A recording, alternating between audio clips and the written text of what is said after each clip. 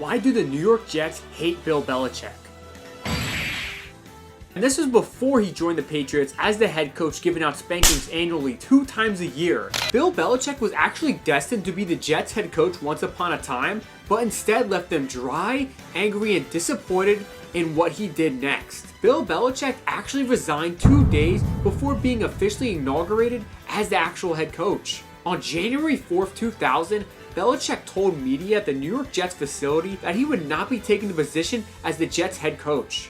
Due to the various uncertainties surrounding my position as it relates to the team's new ownership, I've decided to resign as the head coach of the New York Jets. Prior to this, Belichick was the defensive coordinator and associate head coach of the Jets, and he was already in a 6-year contract that he signed in 1997. And in that contract, it was proclaimed that Belichick would be the next Jets head coach once the current head coach, Bill Parcells, left or retired. Now, on that day, Belichick informed the Jets that he left because of the uncertainty of new team ownership and not having the control he desired. Former Jets owner Leon Hess actually passed away months earlier.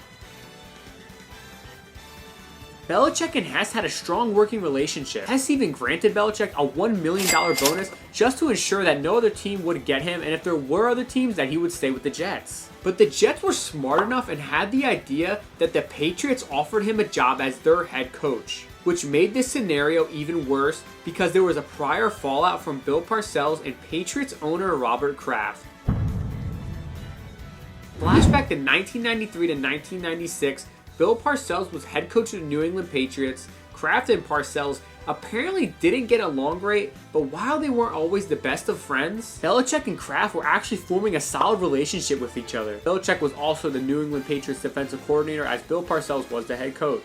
Let's now go to January 1997, shortly after the Patriots lost in the Super Bowl to the Packers. Parcells wished to leave the franchise even though he had a year on his contract still, and honestly, Robert Kraft wasn't having it, and Kraft denied his request because he still had a year on his contract, and that would just be a loss for the Patriots. This all led to a huge negotiation and constant discussions between the NFL that eventually screwed the Jets over. The Patriots would actually let Parcells leave, but the Jets had to give up a bunch of things in return. I'm talking 4 future draft picks and 1 first-round pick in 1999's draft. I guess the Jets really wanted Parcells that bad that they would give up their future for him, which also led to Bill Belichick following Parcells to New York. So obviously now you know that the Jets and Patriots were not on good terms, and Bill Parcells was like a mentor to Bill Belichick. So the fact that he would just leave 2 days before he was about to be their new head coach, it was a move that was not handled well by the sports media and journalists. People called him a weasel, a chicken, and our favorite NBA reporter Woj